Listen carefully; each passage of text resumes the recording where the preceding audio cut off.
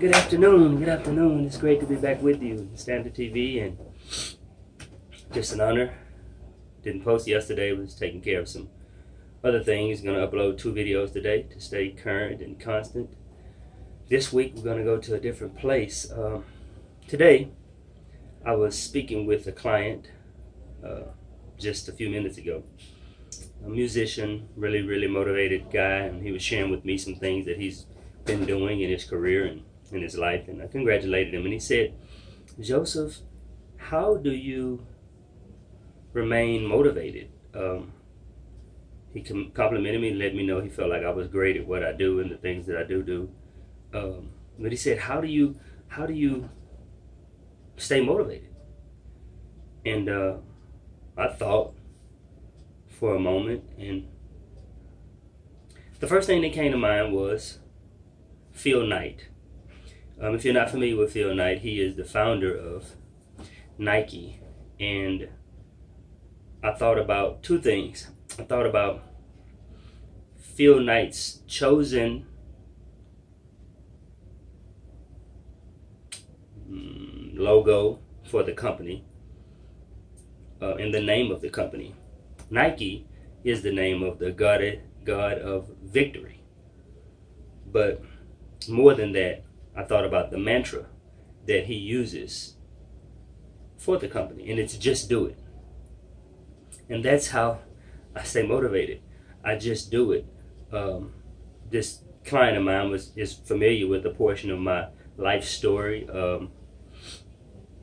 Grew up in not the most optimum circumstances, a rough childhood, some poverty, some broken home, divorce, abuse.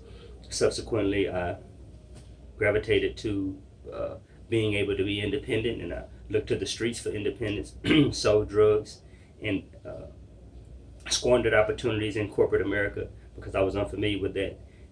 And one experience that was most transformative was spending nearly a decade of my life in prison. So that's what he was asking. He was asking, how do you now teach and educate and write poetry and continually pursue other business ventures, including your barbershop and barber brand? How do you do that? And again, I reflect back to Phil Knight's chosen name for the company, Nike, which means victory. And you obtain the victory just like the mantra of the company says. You just do it. You become victorious when you just do it. The thing that you would like to have victory over, you just keep doing it. Victory can't come when you quit. Victory can't come when things don't work out well in your relationship and you quit. Victory can't come when the professor gives you a very difficult test in APA format and gives it back to you saying that this won't do, and then you quit. No, it comes when you keep doing. You keep doing. Don't treat quitting like it's not an option.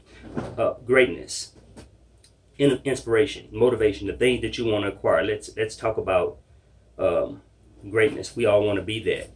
How do you do that? How do you get victory over mediocrity? You get victory over mediocrity by realizing where genius comes from.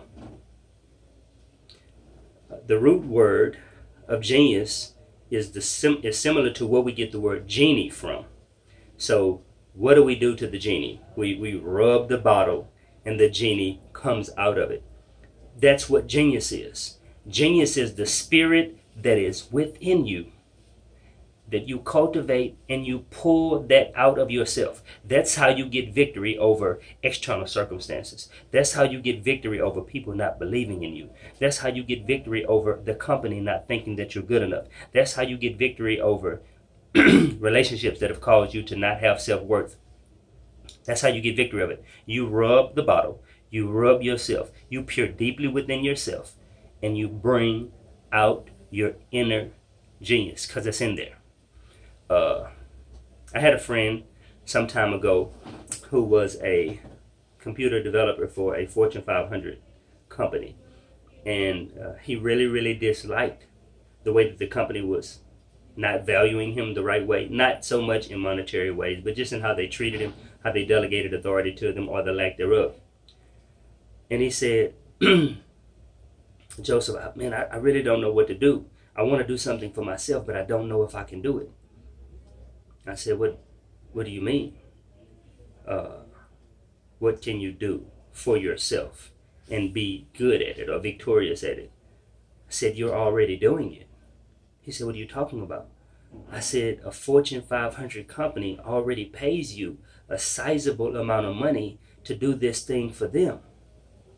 You must be able to do it. I'm absolutely sure that recruiter in the HR department that picked you for that job when you were with another company that's a Fortune 500, they brought you from that other Fortune 500 company, which is a rival of theirs, to this company to perform that task is because you're good at it. The thing that you're being paid to do right now for someone else, you're good at it. You can be victorious in an entrepreneur. You can be victorious in anything that you choose to do that you already do and you're good at, but you may not lack the confidence because you don't have this external seal of approval. Genius, greatness is not external. Remember, you rub the bottle and the genie comes out. You rub yourself, you coddle yourself, you nurture yourself, you tell yourself that you're worth it, and just do it and you'll be victorious. That's when you achieve greatness. Because it's already in there. Greatness is not external. It's not an Office Depot. Greatness is not at the gym. Greatness is not in your church. Greatness is inside of you. Call it forth. Bring it out. It's in there. I promise you. I promise you. I promise you.